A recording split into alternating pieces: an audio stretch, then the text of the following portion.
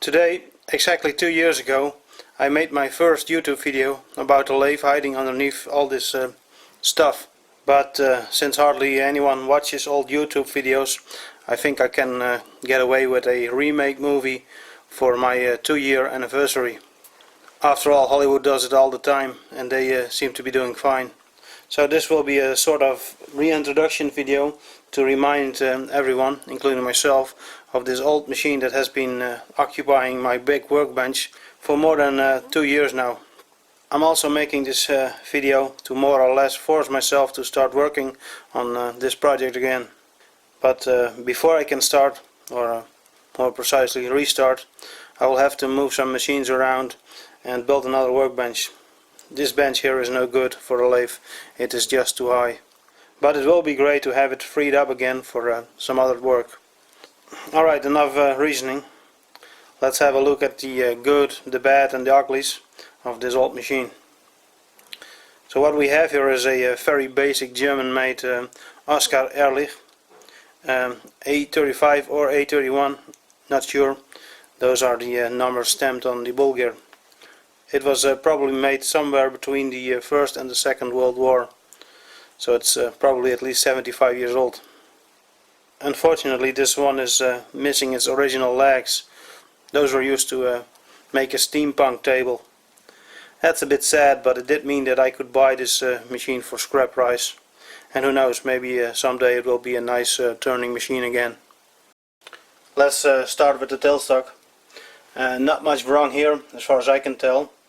It has a number 2 Morse taper, and that's great because it's the same as all my other lathes, so all my tools will fit. It has a cam locking mechanism, so it will be easy to reposition the tailstock.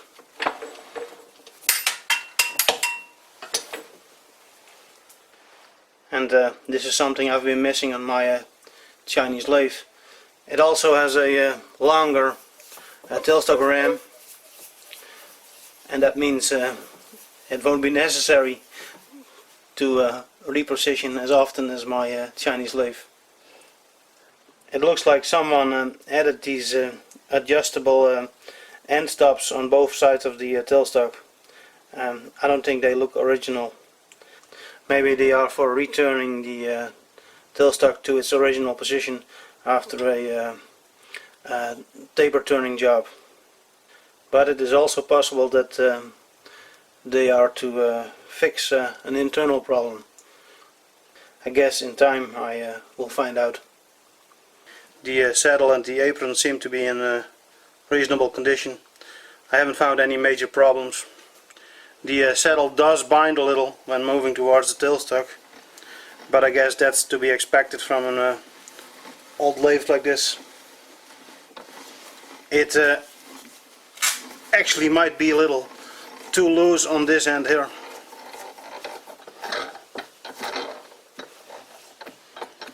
I was turning a ball handle here, but I would prefer a hand wheel. I think a hand wheel works better when manually turning. The saddle has 2 nice big T-slots for a boring job. And it looks like someone made a carriage stop over here. Unfortunately, some parts are missing, so that's something to fix. On the apron here, all controls seem to be working, and as far as I can tell, using my mirror and flashlight, all gears are okay and there are no missing teeth. There is some play in this shaft here, but that's not going to be a problem for a long time. The rack and pinion feel very smooth. This here is the half nut lever, and the half nuts look to be very reasonable, although I probably won't use them since I don't have any change gears for threading. To be honest, I'm a little confused how the power feed works on this lathe. It should be driven by the keyway running in a slot on the lead screw, but there is no lever here or clutch to start and stop the longitudinal feed. Maybe I should use the forward reverse tumbler on the headstock, I'm not sure. This knob here, it's for engaging the power cross feed.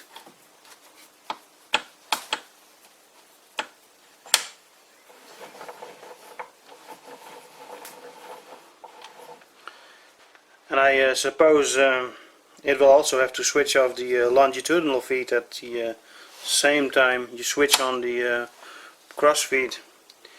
You can't have them both running at the same time. I guess all will be revealed in time. The compound and crosslight suffer from normal wear. There's some backlash, and especially the crosslight seems to be binding up quite a bit in the rear. I guess it could use a little scraping to free it up a little. Both of them have these well, fairly decent homemade dials that need a little attention. The crosslight also has this very fancy locking mechanism that I like very much, and of course I love the fact that it has power cross feed. That's something I've been missing on my Chinese lathe.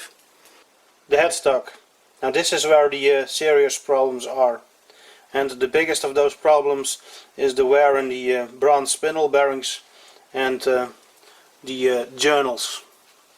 Now this is the front bronze bearing, and as you can probably see or hear,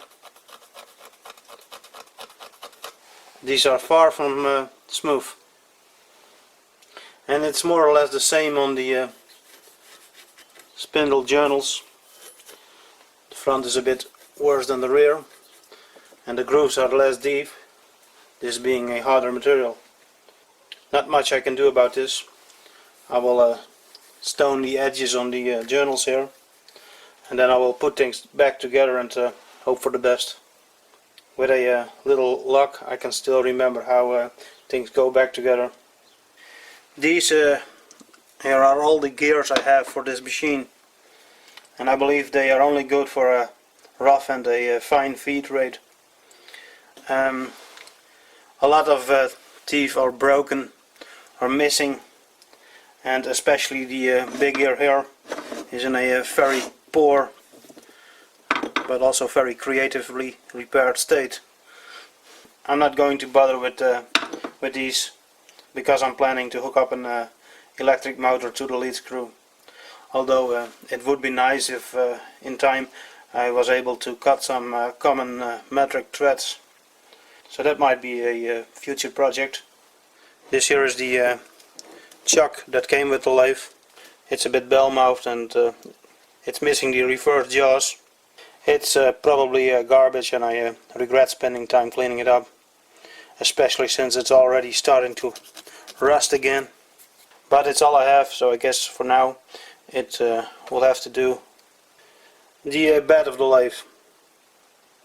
Not much to tell. The bed has a gap, so that might come in handy. But at the moment I'm having problems getting it to seat properly. There is noticeable wear on the V-ways in the common used areas, especially on the rear here. But it's definitely not terrible, no big ridges, and it should still have some life left in it. The left and right legs weren't the same length, so now it needs a riser block when mounted on a bench. It's not a big problem, but somehow it annoys me a little. Maybe it's the aesthetics, but probably it's just me. Alright, that's it for the video remake. You can now watch at some cat photos while I, Single L Rolingmetal, the president of this channel, will give my first State of the Channel speech. Dear fellow time wasters and Tool Temple cult followers, I'm happy to report that the state of the channel is fine. I've got lots of junk to play with and more video ideas than time to make them. But therein lies the problem of making YouTube videos. It's good fun, but it does cost a lot of time that cannot be spent working on other, probably more important tasks, like painting the house. I am committed to keeping this channel going, but since I already accomplished my biggest goal, learning a thing or two about machining, there will be less videos uploaded in the future. I am sorry, but I guess I realized that too much important stuff is just not getting done. Alright, let's do some numbers. Over the past year, the followers of the Tool Temple cult have grown from a few hundred to almost 4,400. That represents a growth of about 1600% when compared to the year before. Numbers an investment banker can only dream of. Unfortunately, we have also lost some 300 not so loyal followers. These individuals have one more chance to return to the flock before they will be hunted down. Once a cult member, always a cult member. There is no way out. On a lighter note, over the past year this channel has racked up almost 1.2 million views. And that's almost 1.2 million views more than the year before. So you could say that the second year was significantly better than the first. Let's make the third year an even better one. Yes, that one just doesn't get old, and I might even have it printed on some t-shirts. It is easy to get obsessed over these numbers, and I guess they are important if you want to grow a popular YouTube channel. But in the end, for me, the only number that has any value is the amount of good, funny and insightful comments. So thank you for all 1462 comments. This number also includes some nasty ones, but I refuse to waste any words on those. And now, the top 5 countries with the most cult members are: 1. The United States of America. Soon the FBI will be knocking on our doors. 2. The United Kingdom. 3. India.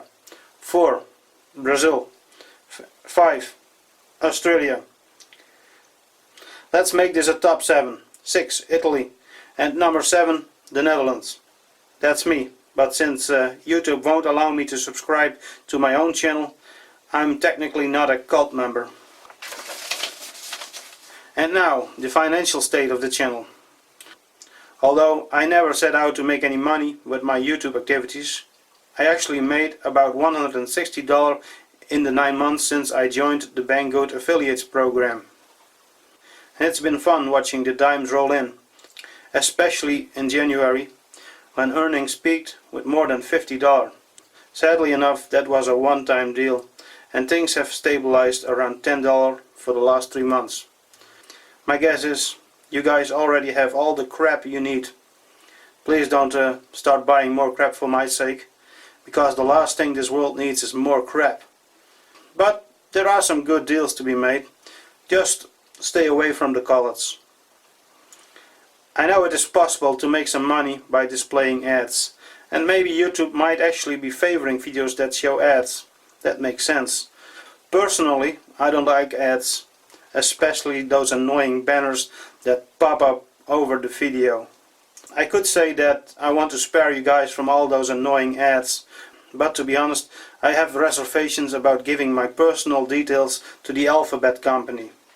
Also, it's probably a hassle to set up and not worth the time and effort for a small channel like mine.